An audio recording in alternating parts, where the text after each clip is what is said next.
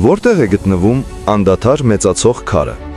Շամշուլդու եռանկյունի բերդը ընկած է մեջտեղը խրամ եւ ճավճավ ասված գետերի, որոնք իրանց խառնուրդով պատում են բերդի երեք կողմից անդնդաձև բնական պարիսպներով։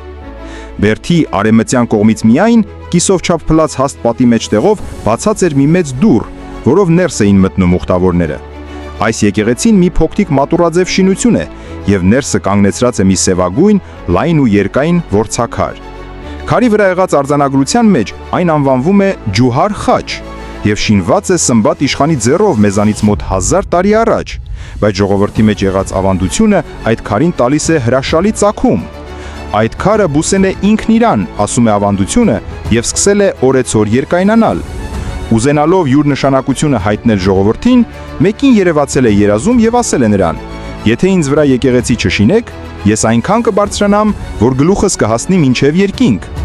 Երազատեսը պատմել է ժողովրդին եւ ժողովուրդն էլ վախենալով, թե միգուցե ճշմարիտ ասացի չափ բարձրանա եւ ժամանակով վայր ընկնի իրանց գլխին, շտապել են եկեղեցի շինել, եւ քարը դադարեցրել է իր երկայնանալը։ Հիշատակությունն ըստ Ղազարոս Աղայանի։ Խոլովակը պատրաստվել է Մարի Պաղիկյանի բարերարությամբ։ Այք հայագիտական թաքնագիտական դպրոց։